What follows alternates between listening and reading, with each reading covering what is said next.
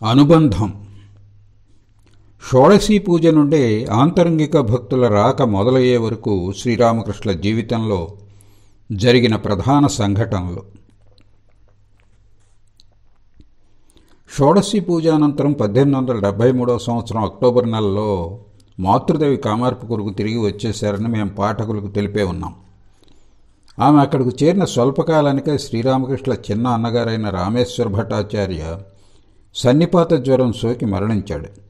శ్రీరామకృష్ణుల తండ్రి తరఫు వంశీయుల్లోని స్త్రీ పురుషులందరి జీవితాల్లోనూ ఆధ్యాత్మికత ఏదో రూపంలో అభివ్యక్తం అయింది. శ్రీ రామేశ్వర్ గురించి దీనికి సోదాహరణగా మేము ఎన్నో విషయాలు విని ఉన్నాం. రామేశ్వర్ ధారాళ మనస్తత్వం ఉన్న వ్యక్తి. సాధువులు, ఫకీర్లు తన వాకిటి వద్దకు వచ్చి ఏది కోరినా అది ఇంట్లో ఉంటే చాలు, తక్షణమే దాన్ని వారికి ఇచ్చేసేవాడు. ఫకీర్లు అతడి వద్దకు వచ్చి వంటపాత్ర, నీటి కుండ, దుప్పటి ఇత్యాదులు కోరగా అతడు ఇంట్లో నుండి వాటిని తెచ్చి వారికి ఇచ్చేసేవాడని అతడి బంధువుల నుండి మేము విని ఉన్నాం. తన కుటుంబంలో ఎవరైనా ఇందుకు ఆక్షేపణ వ్యక్తం చేస్తే అతడు శాంతంగా అతడిని తీసుకొని అడ్డు చెప్పకు, అటువంటి వస్తువులు అనేకం మళ్ళీ వస్తాయి, ఎందుకు సతాయిస్తావు అనేవాడు. జ్యోతిష్ శాస్త్రంలో కూడా అతడికి కొంత ప్రవేశం ఉంది. రామేశ్వర్ దక్షిణేశ్వరం నుండి చివరిసారిగా కామార్పుకూరుకు వెళ్లనున్నప్పుడు అతడు అక్కడి నుండి తిరిగి రాడనే యథార్థం శ్రీరామకృష్ణులకు తెలుసు. ఆయన భావసమాధిలో రామేశ్వర్తో, నువ్వు ఇంటికి వెళుతున్నావన్నమాట, వెళ్ళు, కానీ భార్యతో ఏకశయ్యాగతుడవు కాబోకు, అలా చేసే పక్షంలో నువ్వు బ్రతకడం సందేహమే అని హెచ్చరిక చేశారు. ఈ విషయం మాలో ఒకరు శ్రీరామకృష్ణుల ముఖతా విన్నారు, స్వామి ప్రేమానంద. ఇంటికి చేరుకున్న కొన్ని రోజులకే రామేశ్వర్ రోగ్రస్తుడయ్యారనే వార్త అందింది. ఆ వార్త విని శ్రీరామకృష్ణుల హృదయతో, నా నిషేధాన్ని అతడు పాటించలేదు, ఇప్పుడు అతడు బ్రతకటం సందేహమే అని అన్నారు.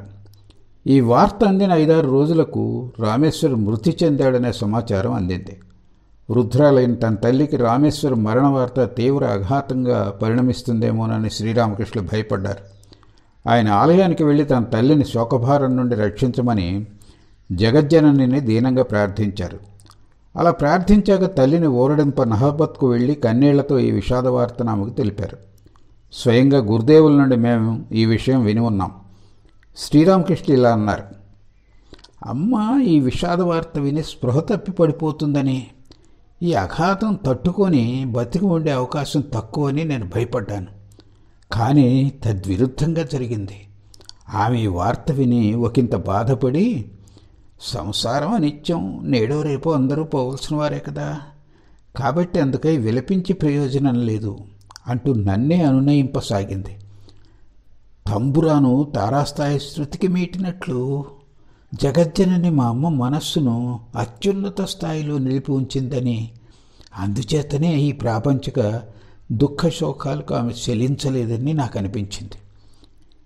ఈ భావం మదిలో మెదలగానే జగజ్జననికి పదే పదే ప్రణామం చేసి నిశ్చింతుణ్ణయ్యాను. మరణించడానికి 5-6 రోజులకు మునిపే తన ఆసన్న మరణం గురించి రామేశ్వర్ ఎరుగును.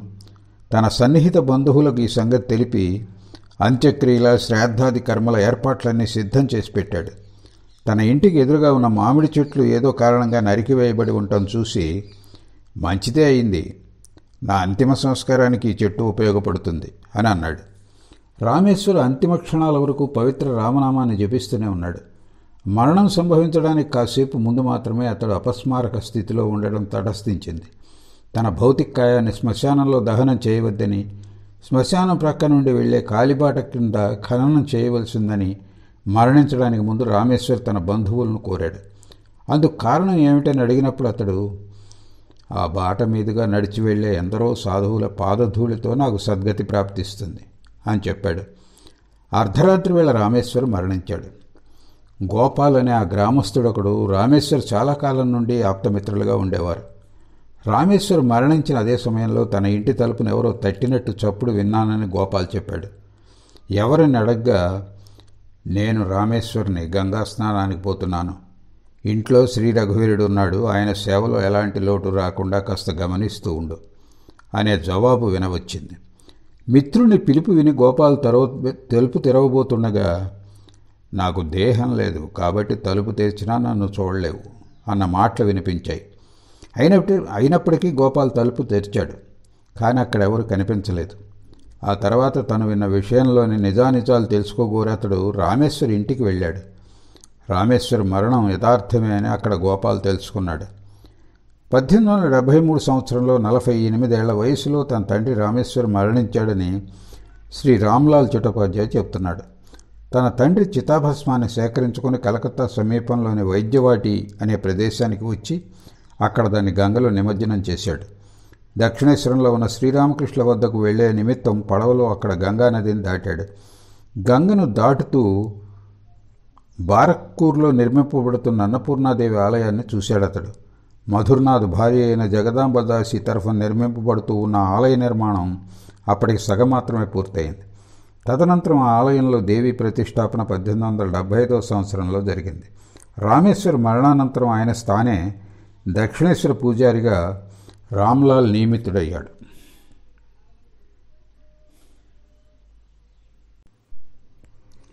మధుర్బాబు మరణానంతరం కలకత్తాలోని సింధూరియాపటి పేట వాస్తవ్యుడైన శంభుచరణ్ మల్లిక్ శ్రీరామకృష్ణ పరిచయ భాగ్యం పొందాడు. క్రమంగా ఆయన పట్ల అతడు అత్యంత భక్తి ప్రపత్తులు పెంపొందించుకున్నాడు. మధుర్ మరణానంతరం పానిహాటి వాస్తవ్యుడైన శ్రీ మణిమోహన్ సేన్ శ్రీరామకృష్ణ నిత్యావసర వస్తువుల సరఫరా బాధ్యతను తానుగానే స్వీకరించాడనే విషయం శ్రీరామకృష్ణ ప్రస్తావించడం తాము విన్నామని కొందరు భక్తులు చెప్పారు. అప్పట్లో మణిసేన్ శ్రీరామకృష్ణుల పట్ల అమిత భక్తి ప్రపత్తులు కలిగి తరచూ ఆయన్ని దర్శించడం కద్దు. మణిమోహన్ తర్వాత శంభు ఆ బాధ్యత పుచ్చుకున్నాడు. కానీ శ్రీరామకృష్ణులే స్వయంగా తమ రెండవ రసర్దారు శంభు మల్లిక్ అని పేర్కోవడం జరిగింది. కనుక మణిసేన్ శ్రీరామకృష్ణ సేవా బాధ్యతను తానుగా స్వీకరించిన ఎక్కువ కాలం దాన్ని నిర్వహించలేకపోయి ఉండవచ్చు. అప్పటికే శంభుబాబు బ్రహ్మ సమాజం పట్ల అమిత ఆకర్షితుడయ్యాడు. అతడి దానశీలత కారణంగా కలకత్తాలో పేరెన్నికగాంచాడు. శ్రీరామకృష్ణుల పట్ల శంభుబాబు భక్తి ప్రపత్తులు దినదిన అభివృద్ధి చెందాయి. మధురబాబుల గురుదేవులను సేవించుకునే విశేష భాగ్యం అతడికి దక్కింది. శ్రీరామకృష్ణులకు ఏవైనా వస్తువులు అవసరమైనాయని తనకు తెలియగానే శంభు వాటిని సరఫరా చేసేవాడు. శ్రీరామకృష్ణులను తన అంతిమ దినాల వరకు సేవించి ఎంతో సంతృప్తి చెందాడు. శ్రీరామకృష్ణులను అతడు గురూజీ అని సంబోధించేవాడు. అలా సంబోధించడం పట్ల చిరాకు వ్యక్తం చేస్తూ ఆయన, గురువెవరు శిష్యుడెవరు, నువ్వే నా గురువువి అని ఆయన అనడం కద్దు. కానీ శంభు అలా సంబోధించడం మానలేదు. తన జీవితాంతం ఆయన్ని అలాగే సంబోధిస్తూ వచ్చాడు. ఆయన దివ్య సాంగత్యంతో అతడి ఆధ్యాత్మిక పథం వెలుగొంది. తత్ప్రభావంతో అతడి ఆధ్యాత్మిక జీవితం సఫలతను సంతరించుకున్నదని శ్రీరామకృష్ణులను అతడు అలా సంబోధించడాన్ని బట్టి రూఢిపరుచుకోవచ్చు. శంభుబాబు భార్య కూడా శ్రీరామకృష్ణులను సాక్షాత్తు దేవునిలా హృదయపూర్వకంగా ఆరాధించింది. మాతృదేవి దక్షిణేశ్వరంలో బస చేసిన సందర్భాల్లో ఆమెను ప్రతి మంగళవారం నాడు తమ స్వగృహానికి తోడుకొని వెళ్లి షోడశోపచారాలతో మాతృదేవి పాదపద్మాలను పూజించేది. వంగదేశంలో మంగళవారం దేవీ పూజకు అతి శ్రేష్టమైన దినంగా పరిగణిస్తారు.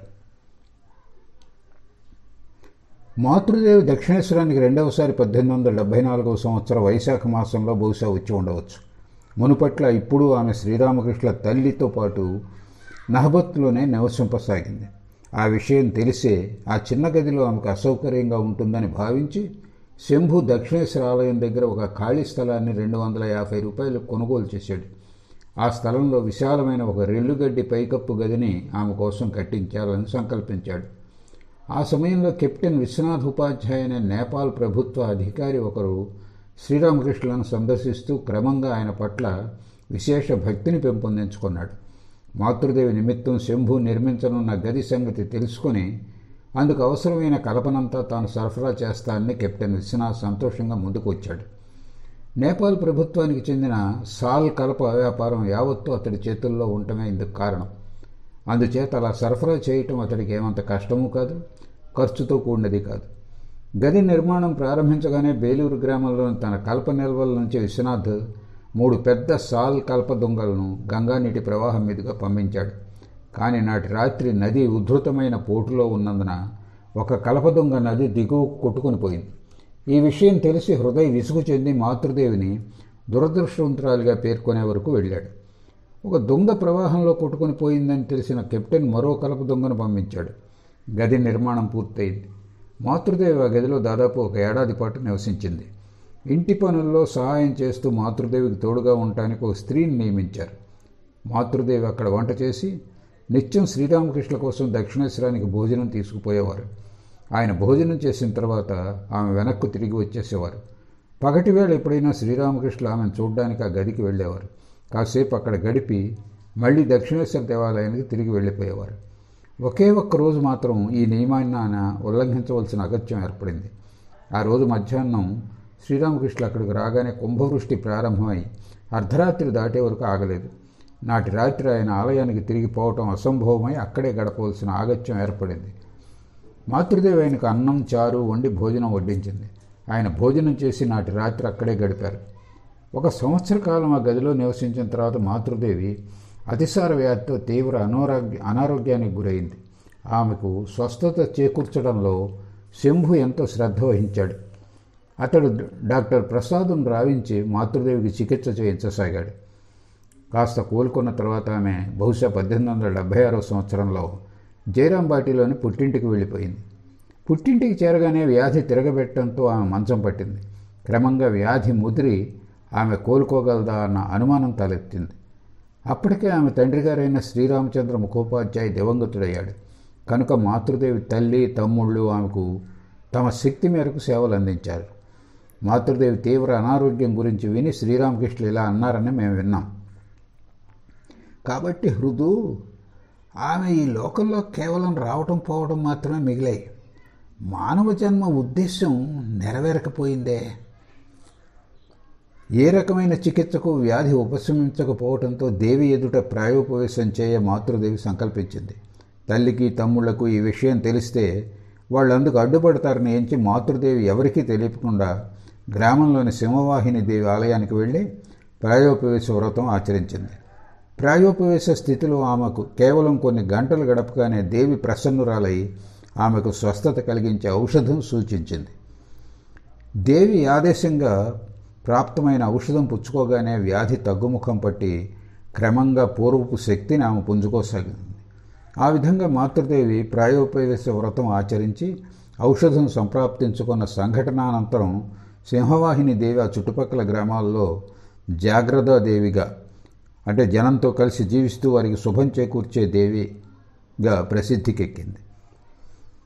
శ్రీరామకృష్ణులను మాతృదేవిని దాదాపు 4 సంవత్సరాలు శంభుబాబు సేవించాడు. పిదప రోగంతో మంచం పట్టాడు. ఒకరోజు శ్రీరామకృష్ణులు రోగంతో బాధపడుతున్న శంభును వెళ్ళి పలకరించి వచ్చారు. తిరిగి వచ్చాక శంభు జీవన దీపంలో చమురు ఎగిరిపోయింది అని అన్నారు. శ్రీరామకృష్ణ వాక్కులు నిజమయ్యాయి. మధుమేహ వ్యాధి జటిలమై అతడు కొద్ది రోజుల్లోనే మరణించాడు. శంభుబాబు పరమ ఉదారుడు, నిర్భయుడైన భక్తి తత్పరుడు. రోగంతో బాధపడుతున్న సమయంలో ఒక్కరోజైనా అతడి మనోప్రసన్నత తగ్గింది కాదు.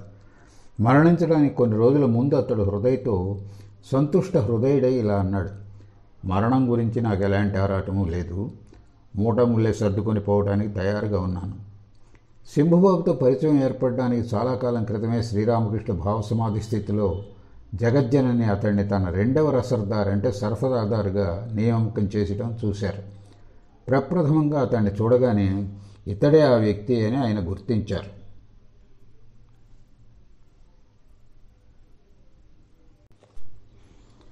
అనారోగ్య కారణంగా తన పుట్టింటికి మాతృదేవి వెళ్ళిపోయిన తర్వాత శ్రీరామకృష్ణ జీవితంలో ఒక ముఖ్య సంఘటన జరిగింది.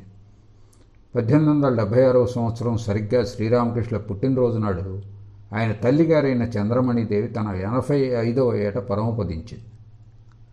వృద్ధాప్యం కారణంగా చనిపోవడానికి కొన్ని సంవత్సరాలకు ముందు నుండి ఆమె మనస్సు, ఇంద్రియాల పటుత్వం చాలా వరకు సన్నగిల్లిపోయాయి. ఆమె మరణం గురించి హృదయం నుండి మేము విన్నది ఇక్కడ పొందుపరుస్తున్నాం. చంద్రాదేవి మరణించడానికి 4 రోజుల ముందు హృదయ సెలవు పుచ్చుకొని ఒకసారి ఇంటికి వెళ్ళి వద్దాం అనుకున్నాడు. కానీ ఏదో తెలియరాని భయంతో అతడి మనస్సు ఆరాటం చెందింది. శ్రీరామకృష్ణులను ఒంటరిగా వదిలి వెళ్ళటానికి అతడికి మనస్కరించలేదు. హృదయ తన భయోద్రేకాన్ని శ్రీరామకృష్ణులకు వ్యక్తం చేయగా ఆయన అయితే నువ్వు వెళ్ళొద్దు అని అన్నారు. 3 రోజులు ఏ అవాంఛనీయ సంఘటన జరగకుండానే గడిచిపోయాయి. ప్రతిరోజు శ్రీరామకృష్ణులు తల్లి వద్దకు వెళ్ళి కొంతసేపు ఆమె వద్ద గడిపి స్వహస్తాలతో ఆమెకు సేవలు అందించేవారు. హృదయ్ కూడా అట్లే చేసేవాడు. కాళీ తల్లి అనే పరిచారిక దాదాపు పగలంతా ఆ వృద్ధురాల్ని కనిపెట్టుకునే ఉండేది. ప్రస్తుతం ఆమె హృదయ్ పట్ల సుముఖంగా ఉండటం లేదు. అందుకు కారణం అక్షయ్ మరణించినప్పటి నుండి అక్షయ్ను హృదయ్ చంపాడని, తన కుమారుణ్ణి కోడల్ని కూడా చంపే ప్రయత్నంలో ఉన్నాడని ఒక వెర్రి తలంపు ఆమె మనసులో గాఢంగా పాతుకుపోయింది. అందుకే ఆమె అప్పుడప్పుడు శ్రీరామకృష్ణులను హృదయ మాటలకెన్నడూ చెవివగ్గకు అని హెచ్చరించేది. వయోభారం, అస్థిరత మూలంగా ఆమెలో పరిస్థితులను అవగతం చేసుకునే శక్తి సన్నగిల్లినట్లు మరెన్నో విషయాల నుండి తెలియవస్తున్నది. ఈ క్రింది విషయం ఉదాహరణగా తీసుకోవచ్చు. దక్షిణేశ్వర కాళికాలయం ప్రక్కనే ఆలం బజార్ జనపనార మిల్లు నెలకొని ఉంది. ప్రతిరోజు మధ్యాహ్నం మిల్లులోని పనివారికి అరగంట సేపు విరామం ఇచ్చేవారు. అరగంట తర్వాత పని ప్రారంభించడానికి సంకేతంగా ఏలధ్వని వినవచ్చేది. ఈ ఏలధ్వని విని చంద్రాదేవి అది వైకుంఠంలో ధ్వనించే శంఖారావం అని నిర్ణయించుకుంది. కనుక ఆమె ఆ ఏలధ్వని వినవచ్చే వరకు భోజనానికి కూర్చునేది కాదు. భోజనం చేయమని ఆమెను అడిగితే, ఇప్పుడే ఎలా భోజనం చేస్తాను, ఇంకా లక్ష్మీనారాయణుడికి నైవేద్యం కాలేదే, వైకుంఠం నుండి శంఖారావం వినపడలేదు, ఎవరైనా నైవేద్యం కాకుండా తినవచ్చునా అని అడిగేది. మిల్లు సెలవు రోజుల్లో ఏలధ్వని వినరానందున ఆ వృద్ధురాలిని భోజనానికి కూర్చోపెట్టడం ఎంతో కష్టంగా ఉండేది. ఆమె చేత భోజనం తినిపింపజేయటానికి శ్రీరామకృష్ణుడు హృదయ్ ఎన్నో ఉపాయాలు ఆలోచింపవలసి వచ్చేది. ఏది ఎలా ఉన్నప్పటికీ 4వ రోజు రానే వచ్చింది. ఆమెలో అనారోగ్య లక్షణాలు ఏవీ పడుచోపలేదు. చీకటి పడ్డాక శ్రీరామకృష్ణులు ఆమె వద్దకు వెళ్ళి తన చిన్ననాటి సంఘటనలు, వాటి వివరాలు ముచ్చటిస్తూ ఆమెను ఆనందింపజేశారు. ఆమెను పడుకోబెట్టి శ్రీరామకృష్ణుడు తమ గదికి వచ్చేసరికి అర్ధరాత్రి అయింది.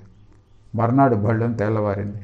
ఉదయం 8 గంటలయింది. కానీ ఆ వృద్ధురాలు తలుపు తీసి బయటికి రాలేదు. కాళీ తల్లి నహబత్ మొదటి అంతస్తులోనే ఆమె గది తలుపు వద్దకు వెళ్ళి పదే ఆమెను పిలిచింది. కానీ ఏ బదులు రాలేదు. తలుపుకు చెవి ఆంచి వినగా వృద్ధురాలి కంఠం నుండి గురగుర శబ్దం రావటం వినిపించింది. భయంతో వెంటనే ఆ విషయం శ్రీరామకృష్ణులకు హృదయ్కు తెలిపింది. హృదయ్ వచ్చి చాకచక్యంతో బయట నుంచి లోపలి గడి తీసి వెళ్ళి చూడగా చంద్రాదేవి స్పృహ కోల్పోయి పడి ఉంది. వెంటనే అతడు ఆయుర్వేద ఔషధం తెచ్చి ఆమె నాలుగుపై పెట్టాడు. కాస్త పాలు, గంగాజలం కూడా ఆమె గొంతులో పోయసాగాడు. 3 రోజులు ఆమె అదే స్థితిలో ఉండిపోయింది. తదుపరి అంతిమ క్షణాలు రానే వచ్చాయి. ఆమెను గంగా తీరానికి తీసుకువెళ్ళారు. ఆమెను అంతర్జలనిని అంటే సగం దేహం నదీ జలంలో ఉంచడం చేశారు. పువ్వులు, చందనం, తులసి దళాలతో శ్రీరామకృష్ణులు ఆమె పాదపద్మాలకు అంజలి ఘటించారు. సన్యాసి అయిన శ్రీరామకృష్ణులు తల్లికి అంతిమ సంస్కారాలు చేయటం నిషిద్ధం కనుక ఆయన చిన్నన్నగారి పుత్రుడైన రామ్లాల్చే వాటిని చేయించారు. అట్లే అశౌచ గడువు పూర్తయ్యాక తల్లి పేరిట ఒక కోడిదూడను విడిచిపెట్టి రామ్లాల్ చంద్రాదేవి శ్రాద్ధకర్మలన్నింటినీ యథావిధిగా నిర్వర్తించాడు. సన్యాసాశ్రమం ప్రతిష్ట, గౌరవాల పట్ల, శాస్త్ర నిర్దేశాల పట్ల గల మాన్యతతో శ్రీరామకృష్ణులు తల్లి మరణించినప్పుడు అశౌచం తదితర గార్హస్థ్య నియమాలను పాటించలేదు. కానీ తల్లి పట్ల కుమారుడు నిర్వర్తించవలసిన ఏ కర్మ చేయలేదని తలచి ఒకరోజు ఆయన తల్లికి తర్పణం వదలాలనుకున్నారు. కానీ దోసిల్లో నీరు తీసుకుంటుండగానే ఆయన భావావేశపరివశులయ్యారు. ఆయన వేళ్లు కొయ్యబారి విడివడి వేళ్ల సందుల గుండా నీళ్లు కారిపోయాయి. ఎన్నిసార్లు ప్రయత్నించినా అట్లే జరగడంతో దుఃఖిస్తూ పరలోకగతురాలైన తల్లికి తన అసమర్థతను మొరపెట్టుకున్నారు. గలిత కర్మావస్థ అనే అవస్థను గురించి శాస్త్రాలు పేర్కొంటున్నాయని, అలాంటి అవస్థల యొక్క స్థితి పొందిన వ్యక్తి అంటే ఆధ్యాత్మిక ఉన్నతి కలిగినప్పుడు స్వతసిద్ధంగానే కర్మలన్నీ పరిపూర్ణంగా తొలగిపోతాయని ఒక పండితుని నుండి శ్రీరామకృష్ణులు తదనంతరం విన్నారు. అలాంటి అవస్థలో ఉన్న వ్యక్తికి శాస్త్రవిహిత కర్మలు నిర్వర్తించడం సాధ్యం కాదు. అలా చేయకపోయినా అతడికి ఎలాంటి పాపము చుట్టుకోదు. తల్లి మరణించడానికి 1 సంవత్సరానికి మునుపు శ్రీరామకృష్ణుల జీవితంలో జగజ్జనని సంకల్పం చేత ఒక ముఖ్య సంఘటన జరిగింది. 1875వ సంవత్సరంలో బ్రహ్మసమాజ నేత అయిన కేశవచంద్రసేన్ను చూడాలనే ఆకాంక్ష శ్రీరామకృష్ణులకు కలిగింది. భావపారవశ్యంలో ఉండగా ఈ విషయంగా జగజ్జనని ఆదేశం ఆయనకు వినవచ్చింది. కలకత్తా కొన్ని మైళ్ళ ఉత్తర దిశలో ఉన్న బేల్ఘారియాలోని జయగోపాల్ సేన్ గృహోద్యానంలో ఆ సమయంలో కేశవ్ సేన్ తన శిష్యులతో ఆధ్యాత్మిక సాధనల్లో మునిగి ఉన్నాడని ఆయన తెలుసుకున్నారు. ఆయన హృదయ్తో కలిసి కెప్టెన్ విశ్వనాథ్ ఉపాధ్యాయ బండిలో బయలుదేరి అక్కడికి దాదాపు 1 గంట ప్రాంతాన్ని చేరుకున్నారు. ఈ విషయం మేము హృదయ నుండి విన్నాం. ఆ రోజు శ్రీరామకృష్ణులు ఎర్రంచు ధోవతి ధరించారు. ధోవతి అడుగు అంచు ఎడమ భుజం మీదుగా వెనక్కు వేలాడేటట్లు వేసుకున్నారు. హృదయ్ బండి నుండి దిగి ఉద్యాన కాసారం గట్టు మీద కేశవ్ ఆయన అనుయాయులు కూర్చుని ఉండటం చూశాడు. కేశవ్ వద్దకు వచ్చి అతడితో ఇలా అన్నాడు: నా మేనమామ ఒక మహాభక్తుడు మీ ముఖతా భగవత్ ప్రసంగం వినగోరి ఇక్కడికి వచ్చారు. మీరు సమ్మతిస్తే ఆయన్ని ఇక్కడికి తోడుకొని వస్తాను. కేశవ్ అందుకు సమ్మతించాడు. శ్రీరామకృష్ణుని బండి నుండి హృదయ్ జాగ్రత్తగా దింపి అక్కడికి తోడుకొని వచ్చాడు. అప్పటిదాకా కేశవ్ తదితరులు ఆయన చూడాలని ఎంతో ఉత్కంఠగా ఉన్నారు. ఆయన చూడగానే వారి ఆతురత చప్పగా చల్లారింది. ఆయన వారికి ఒక సామాన్య వ్యక్తిగానే కనిపించారు. శ్రీరామకృష్ణులు కేశవ్ వద్దకు వచ్చి ఇలా అన్నారు: బాబు, మీరు భగవద్ దర్శనం పొందారట కదా, ఆ దర్శనం ఎలా ఉంటుందో తెలుసుకోగోరుతున్నాను. అందుకే నేను మీ వద్దకు వచ్చాను.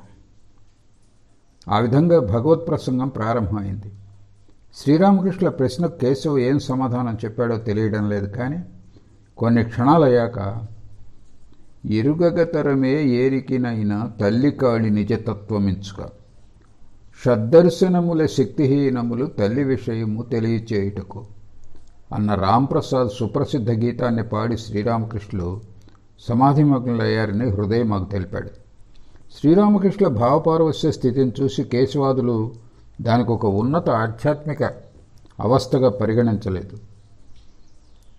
అది కేవలం ఒక నటనగానో మతి చెడిన వ్యవహారంగానో వారు తలచారు. శ్రీరామకృష్ణులకు బాహ్య చైతన్యం కల్పింప హృదయ్ ఆయన చెవిలో ఓంకారనాదం వినిపించసాగాడు. దాంతో మధుర దరహాసంతో ఆయన ముఖారవిందం తేజో విరాజమానమైంది. ఆ విధంగా పాక్షికంగా బాహ్య చైతన్యం పొంది ప్రగాఢ ఆధ్యాత్మిక విషయాలను అతి సరళమైన భాషలో సాధారణ ఉదాహరణలు జోడిస్తూ వివరించసాగారు. అందరూ మంత్రముగ్ధులై ఆయన ముఖం వైపే చూస్తూ కూర్చుండిపోయారు. స్నానపానాదుల వేళ ఎప్పుడో దాటిపోయిందని, మళ్లీ సంధ్యాసమయ ఉపాసన వేళ అయిందని ఎవరికీ ఎరుకే లేకపోయింది. వారి మనోవైఖరిని గమనించి శ్రీరామకృష్ణులు ఇలా అన్నారు: ఆవుల మందలోకి మరో జంతువు ఏదైనా ప్రవేశిస్తే అవి ముందుకెళ్ళి దాన్ని కొమ్మపోతాయి. కానీ మరో ఆవు కనుక వస్తే అవి దాని ఒంటిని నాకుతాయి. అది స్వజాతిది. మన వ్యవహారము నేడట్లే ఉంది. పిదప కేశవును ఉద్దేశించి, నీ తోక తెగి పడిపోయింది అన్నారు ఆయన. ఆయన మాటల అంతరార్థం అవగతం చేసుకోలేక కేశవ్ అన్నాయిలు ఒకంత చికాకు వ్యక్తం చేయటం చూసి తమ వచనాల అంతరార్థాన్ని వివరించి చెప్పారు. ఇలా చూడండి, తోక ఉన్నంత వరకు చిరుకప్ప నీళ్లలో మాత్రమే జీవిస్తుంది, నేలపైకి రాలేదు. కానీ తోక రాలిపోయిన తర్వాత అది నీళ్లలోనూ నేల మీద మనగలదు. అదేవిధంగా అజ్ఞానం అనే తోక ఉన్నంత వరకు మనిషి సంసారం అనే నీళ్లలో జీవించక తప్పదు. కానీ ఆ తోక తొలగిపోయిన పిదప సంసారంలో కానీ సచ్చిదానందంలో కానీ యథేచ్ఛగా సంచరించవచ్చు. ఓ కేశవ్, నీ మనస్సు ప్రస్తుతం అలాంటి స్థితిని సంతరించుకోవటంతో నువ్వు సంసారంలోనూ సచ్చిదానందంలోనూ జీవించగలవు.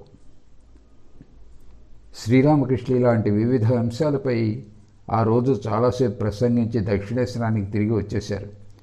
శ్రీరామకృష్ణులను మొట్టమొదటిసారి చూసినప్పటి నుండి కేశవసేన ఆయన పట్ల అమిత ఆకర్షితుడయ్యాడు.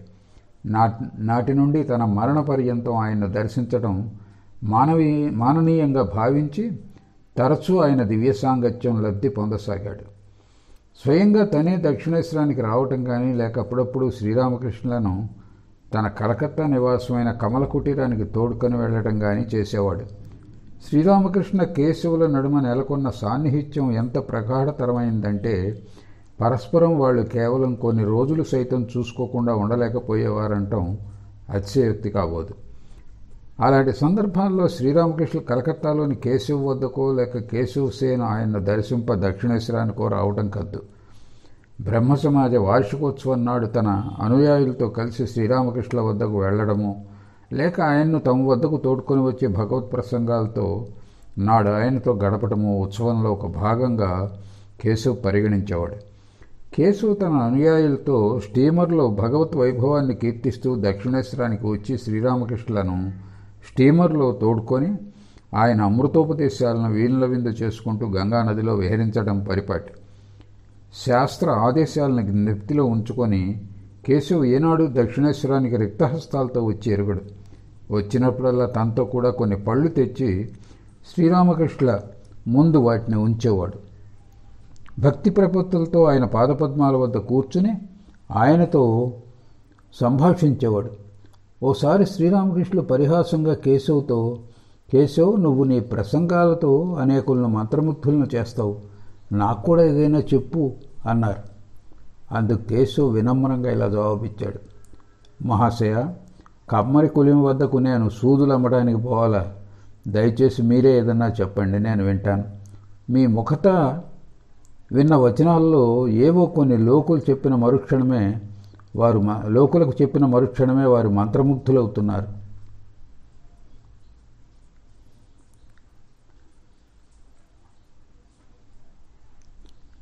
బ్రహ్మ పదార్థపు అస్తిత్వాన్ని అంగీకరించే పక్షంలో బ్రహ్మం యొక్క శక్తిని కూడా అంగీకరించవలసే ఉంటుంది.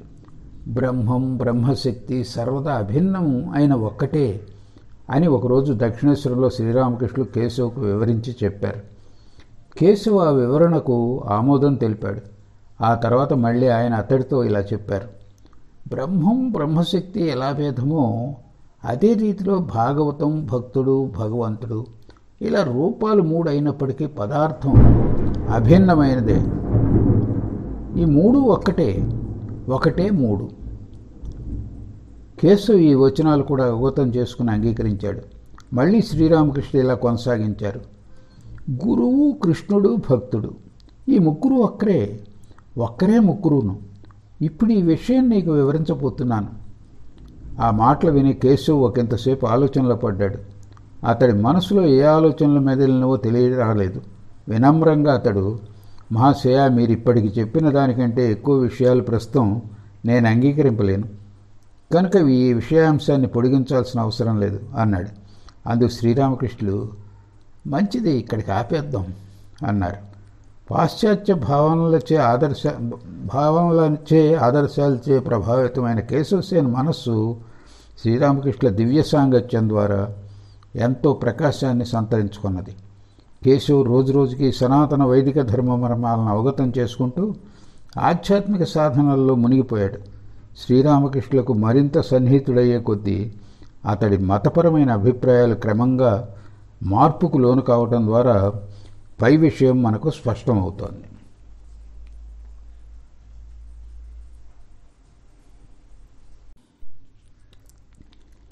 దారుణంగా గాయపడితే తప్ప మనిషి మనస్సు సంసారం పట్ల అనాసక్తతను వహించి భగవంతుడే సర్వస్వం అని భావించదు.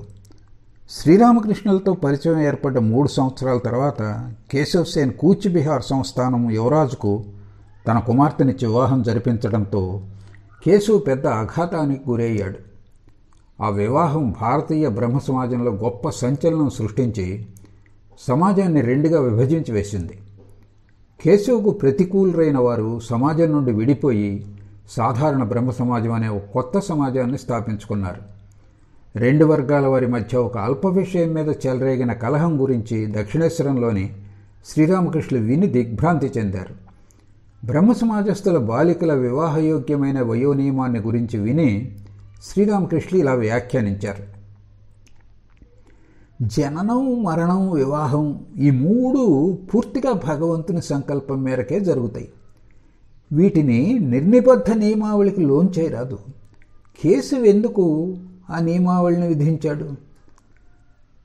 శ్రీరామకృష్ణ సమక్షంలో ఎవరైనా కూచిబిహార్ వివాహ ప్రస్తావన తెచ్చి కేశవుని గర్హిస్తే ఆయన ఇలా అనేవారు, అలా చేసినందుకు కేశవుని నిందించడం ఎందుకు?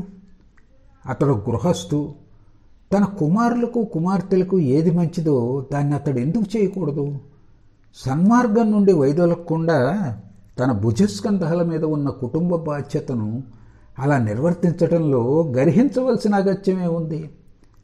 మత నైతికతలకు విరుద్ధంగా కేశవ్ వ్యవహరించలేదు. నిజానికి అతడు తండ్రిగా తన కర్తవ్యాన్నే నిర్వహించాడు. గృహస్థుడు అనుసరించవలసిన కర్తవ్యాల దృష్ట్యా పరికించి శ్రీరామకృష్ణులు సదా కేశవ్ చర్యను దోషరహితమైందిగానే సమర్థించేవారు. ఏది ఏమైనప్పటికీ కూచబిహార్ వివాహ సంఘటన పర్యవసానంగా కేశవ్ మరింతగా అంతర్ముఖుడై ఆధ్యాత్మిక మార్గంలో సత్వరం పురోగమించాడనడంలో ఎలాంటి సందేహం లేదు. శ్రీరామకృష్ణుల అవ్యాజ అనురాగాన్ని చూరగొన్నప్పటికీ ఆయన్ను సందర్శించి ఆయన వచనాలను వినే అవకాశాలు ఎన్నో కలిగినప్పటికీ పాశ్చాత్య భావాదర్శాలతో ప్రభావితుడైన కేశవ్ సేన్ శ్రీరామకృష్ణులను సమగ్రంగా అవగతం చేసుకున్నాడనటం సంశయాస్పదమే. ఒక వంక అతడు శ్రీరామకృష్ణులను మూర్తిభవించిన సజీవ ఆధ్యాత్మికత పరిగణించేవాడు. ఆయన్ను తన ఇంటికి తోడ్కొని వెళ్ళి తాను ఎక్కడ శయనిస్తాడో, భుజిస్తాడో, కూర్చుంటాడో, బ్రహ్మసమాజ శ్రేయస్సుకై ఏ స్థలంలో కూర్చుని చింతన చేస్తాడో ఆ స్థలాలన్నింటినీ స్వయంగా ఆయనకు చూపించి తన మనస్సు భగవంతుని విస్మరించకుండేటట్లు, ఆ స్థలాల్లో తాను ఉన్నప్పుడు లౌకిక వస్తువుల స్ఫురణ కలగచేయకుండేటట్లు తన్ను ఆశీర్వదించమని ఆయన్ను కోరాడు. తాను భగవంతుని ధ్యానం చేసే స్థలానికి శ్రీరామకృష్ణులను తోడ్కొని వెళ్ళి ఆయన పాదపద్మాలకు పుష్పాంజలి ఘటించాడు. ఈ విషయం మేము శ్రీ విజయకృష్ణ గోస్వామి నుండి విన్నాం. తాను దక్షిణేశ్వరానికి వచ్చినప్పుడు నవవిధాన్కి జై అని నినాదం చేస్తూ శ్రీరామకృష్ణులకు ప్రణామం చేయటం మాలో పలువురం చూసే ఉన్నాం. కూచిబిహార్ వివాహ వివాద ఫలితంగా బ్రహ్మ సమాజం రెండుగా విడిపోయి కేశవ్ నాయకత్వం వహించిన వర్గం నవవిధాన్గా పేర్కొనబడింది. నవవిధాన్ అంటే కొత్త పద్ధతి అని అర్థం. మరో వంక మతాలన్నీ సత్యాలే, ఎన్ని మతాలు అన్ని మార్గాలు అనే శ్రీరామకృష్ణుల సూక్తిని కేశవ్ పూర్తిగా అనుమోదించలేదు. ప్రత్యామ్నాయంగా అన్ని మతాల్లోని తనకు ఆవశ్యకాలుగా కనిపించిన అంశాలను స్వీకరించి అనావశ్యకాలను త్రోసిరాజని నవవిధాన్ అనే ఒక కొత్త మతాన్ని స్థాపింప ప్రయత్నించాడు. శ్రీరామకృష్ణులతో పరిచయమైన ఒకంత కాలానికే ఈ నవవిధానం స్థాపితం కావటం చూస్తే శ్రీరామకృష్ణుల సకల మతాల సామరస్య సిద్ధాంతాన్ని కేశవ్ పాక్షికంగా ఆమోదించి ప్రచారం చేసినట్లుగా తోస్తున్నది. పాశ్చాత్య విద్య నాగరికతల ఉద్ధృత తరంగాలు భారత తీరాలను తాకి ప్రాచీన బ్రహ్మ విద్య, భారతీయ సామాజిక ఆచార సంప్రదాయాల్లో సమూల మార్పులను తెస్తున్న తరుణంలో ఈ దేశంలోని ప్రతిభావంతులు ప్రతి ఒక్కరూ పాశ్చాత్య విద్య నాగరికతల మధ్య ఒక సామరస్యాన్ని కనుగొన ప్రయత్నించారు. రాజా రామ్మోహన్ రాయ్, మహర్షి దేవేంద్రనాథ్ ఠాగూర్, బ్రహ్మానంద కేశవ్ ప్రభృతులు వంగదేశంలో ఈ లక్ష్యార్థం ఎలా తమ ప్రాణాలు అర్పించారో అట్లే భారతదేశం ఇతర రాష్ట్రాల్లో కూడా ఎందరో మహనీయులు రంగప్రవేశం చేసి అదే పనిని కొనసాగించారు. కానీ శ్రీరామకృష్ణుల అవతరణకు మునుపు వారిలో ఎవ్వరూ ఈ సమస్యను పరిపూర్ణంగా పరిష్కరించలేకపోయారు. శ్రీరామకృష్ణులు భారతదేశంలోని సకల మత సాధనలను సముచిత రీతిలో తమ జీవితకాలంలో అనుష్ఠించి ప్రతి మతంలోనూ సాఫల్యం సిద్ధించుకొని భారతదేశ భ్రష్టతకు మతం హేతువు కాదని, దాని హేతువు మరెక్కడో ఉందని తెలియజేశారు. ధార్మికతనే ఆధారం చేసుకున్న సమాజం ఆచారాలు, సంప్రదాయాలు వెరసి భారతీయ సంస్కృతి నాగరికతలు గతంలో భారతదేశానికి వైభవాన్ని, సౌభాగ్యాన్ని సంతరించిపెట్టాయి. సంజీవని వంటి అదే ధార్మికత లేక మతం అట్లే పరిపూర్ణంగా నిలిచే ఉంది. మన సకల ప్రయత్నాలకు ఒక్క ధార్మికతనే ఆధారం చేసుకుంటే మన జాతీయ జీవన నౌకను తిరిగి విజయవంతంగా మనం నడిపించగలం. మతం మనిషి దృక్పథాన్ని ఎంత విశాలం చేయగలదో ఆదర్శమయ జీవితాన్ని స్వయంగా తాము గడిపి శ్రీరామకృష్ణులు ప్రదర్శించి చూపారు. తదుపరి పాశ్చాత్య భావాల ఆదర్శాలచే ప్రభావితులైన తమ యువ శిష్యులకు, ప్రధానంగా స్వామి వివేకానందకు ఆ మతంలోని ఉదారతాశక్తిని ప్రసారం చేసి జీవితంలో ప్రతి పనిని ఆ ధార్మికతకు తోడ్పడేటట్లు ఎలా నిర్వర్తించాలో వారికి బోధించారు. ఆ విధంగా పైన పేర్కొన్న భారతదేశ జటిల సమస్యకు అద్భుతమైన పరిష్కారాన్ని చూపారు. లోకంలోని ప్రధాన మత సాధనలు అనుష్ఠించి వాటిలో సఫలతను సాధించి శ్రీరామకృష్ణులు ఎలా లోకంలోని మత వైషమ్యాలు, ఆధ్యాత్మికపరమైన భేదాభిప్రాయాలు తొలగించే ఉపాయాన్ని సూచించారో అట్లే భారతదేశంలోని యావన్మత సాధనలలో పూర్వాచార విధానాల ద్వారా పరిపూర్ణత్వాన్ని సముపార్జించుకొని భారతీయ మతాల మధ్య నెలకొన్న కలహాలను రూపుమాపారు. దేనిని ఆధారంగా చేసుకుని మన జాతీయత మొదటి నుంచి నిలిచి ఉన్నతో భవిష్యత్తులో నిలబడగలదో దాన్ని చూపించారు. శ్రీరామకృష్ణుల ఆదర్శాల అంతఃసూచనలను కేశవ్ పరిపూర్ణంగా అవగతం చేసుకోవడంలో విఫలుడైనప్పటికీ ఆయన అతన్ని అమితంగా అభిమానించారంటం 1884 సంవత్సరం కేశవ్ మరణించినప్పుడు ఆయన ప్రవర్తించిన తీరు మనకు స్పష్టం చేస్తుంది. ఆయన ఇలా అన్నారు: ఆ సమాచారం అందాక నేను మంచం నుండి 3 రోజులు దిగలేకపోయాను. నా శరీరంలో ఒక భాగం పక్షవాతం సోకి పడిపోయినట్లుగా అనిపించింది. కేశవ్ సేన్ను ప్రప్రథమంగా శ్రీరామకృష్ణులు కలుసుకున్నప్పుడు జరిగిన ఒక సంఘటనను ప్రస్తావించి ఈ అనుబంధ భాగాన్ని పూర్తి చేస్తాం. ఆ సమయంలో సర్వులను ఆనంద పారవస్యంలో ముంచెత్తే శ్రీ చైతన్యుల నగర సంకీర్తనం చూడాలనే ఆకాంక్ష శ్రీరామకృష్ణులకు జనించింది. జగజ్జనని ఈ క్రింది వర్ణించిన రీతిలో ఆయన ఆకాంక్షని ఈడైచ్చింది. తమ గది వెలుపల నిలబడినప్పుడు శ్రీరామకృష్ణులు పంచవటి దిశ నుండి అద్భుత సంకీర్తన తరంగాలు తమ వైపు రావటం తిలకించారు.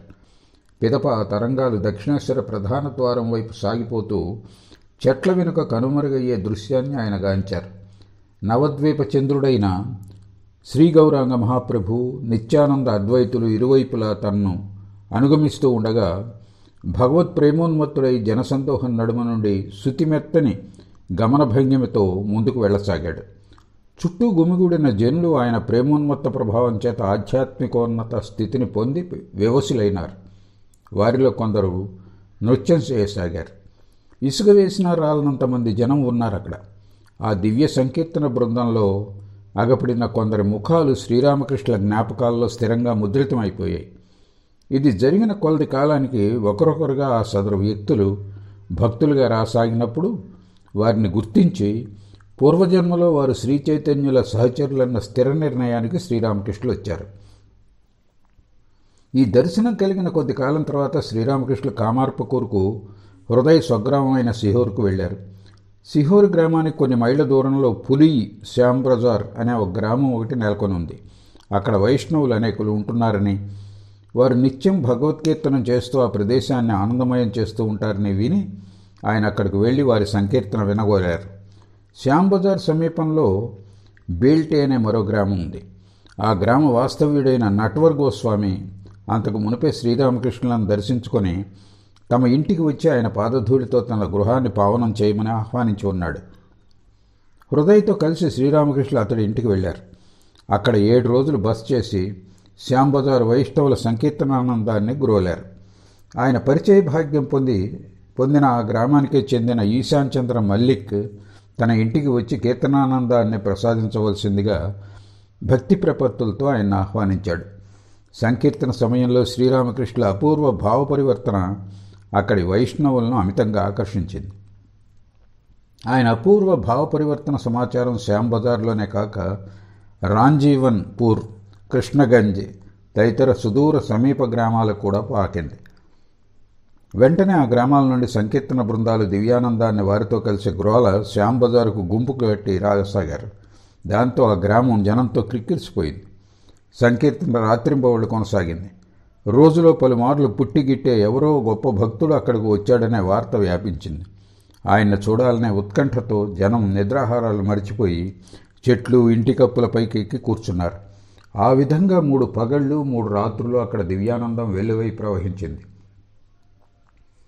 శ్రీరామకృష్ణులను చూసి ఆయన పాదాలను స్పృశించేందుకు జనం పిచ్చివాళ్లే అయ్యారు. శ్రీరామకృష్ణులకు ఆహార స్నానాదులకు సమయమే దొరకలేదు. పరిస్థితి విషమించకముందే హృదయ్ శ్రీరామకృష్ణులను తోడుకొని గోప్యంగా సిహోరుకు పారిపోయాడు. అంతటితో ఆ ఆనంద ప్రవాహపు వెల్లువ ఆగిపోయింది. శ్యామ్ బజార్ వాస్తవ్యులైన ఈశాన్ చౌదరి, నట్వర్ గోస్వామి, ఈశాన్ మల్లిక్, శ్రీనాథ్ మల్లిక్ తదితరులు వారి వంశస్థులు ఆ సంఘటనను ఇప్పటికీ ప్రస్తావించి శ్రీరామకృష్ణుల పట్ల విశేష భక్తి ప్రపత్తులు కనపరుస్తూ ఉంటారు. కృష్ణగంజ్ గ్రామానికి చెందిన విఖ్యాత ఖోల్ వాద్యగాడైన శ్రీరామ్ చరణ్ దాస్తో శ్రీరామకృష్ణులకు పరిచయం కలిగింది. అతడి ఖోల్ వాద్యం విన్న మరుక్షణంలోనే శ్రీరామకృష్ణులు భావసమాధిమగ్నులయ్యారు. పైన ప్రస్తావించిన సంఘటనను కొంత స్వయంగా శ్రీరామకృష్ణుల నుండి, కొంత హృదయ నుండి మేము విన్నాం. ఈ సంఘటన కాలాన్ని మేము ఈ క్రింది విధంగా నిర్ధారణ చేశాం. 1875 సంవత్సరంలో కేశవసేన్ శ్రీరామకృష్ణులను సందర్శించిన తర్వాత శ్రీరామకృష్ణ పరమ భక్తుడు ఆలంబజారు వైద్యుడు అయిన శ్రీ మహేంద్రనాథ్ పాల్ ఆయన్ని కలుసుకోవటం జరిగింది. తాను శ్రీరామకృష్ణులను ఆయన సిహోర్ నుండి తిరిగి వచ్చిన తర్వాత కలుసుకున్నానని, అప్పుడు ఆయన పులి శ్యాంబజార్లో జరిగిన సంఘటనల గురించి తనతో ముచ్చటించారని మహేంద్రనాథ్ పాల్ మాకు తెలిపారు. కనుక పై సంఘటనలు 1879 తర్వాత, అంటే శ్రీరామకృష్ణ ఆంతరంగిక భక్తుల రాక ప్రారంభమైన నాటిని తదంతరమే జరిగి ఉండవచ్చు. దక్షిణేశ్వర ఆలయానికి అతి సమీపంలో స్వామి యోగానంద ఇల్లు ఉండటంతో అతడు మాత్రమే శ్రీరామకృష్ణను అంతకు మునిపే సందర్శించి ఉండవచ్చు. స్వామి వివేకానంద శ్రీరామకృష్ణ వద్దకు 1881లో వచ్చారు. జగదాంబదాసి 1881 సంవత్సరం జనవరిలో మరణించింది. ఇది జరిగిన 6 నెలల తర్వాత హృదయ్ అనాలోచితంగా మధురబాబు పసిమనుమరాలి పాదాలను పూజించాడు. ఆమె తండ్రి తద్వారా తన కుమార్తెకు ఏదైనా కీడు వాటిల్లుతుందేమోనని భయపడి కుపితుడై హృదయ్ను కాళికాలయ ఉద్యోగం నుంచి తొలగించాడు. కనుక మనం చర్చిస్తున్న సంఘటన ఎప్పుడో 1879లోనో లేక అంతకు మునుపో జరిగి ఉండాలి.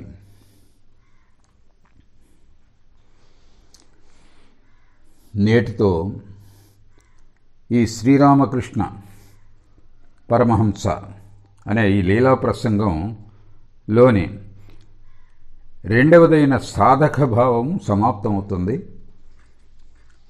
మనం మూడో భాగమైన గురుభావం 1లోకి అడుగుపెడుతున్నాం. రేపటి నుంచి గురుభావం 1 ప్రారంభం అవుతుందని తెలియజేస్తున్నాను. ఇప్పటివరకు ఆదరించిన మీ అందరికీ నమస్కారం.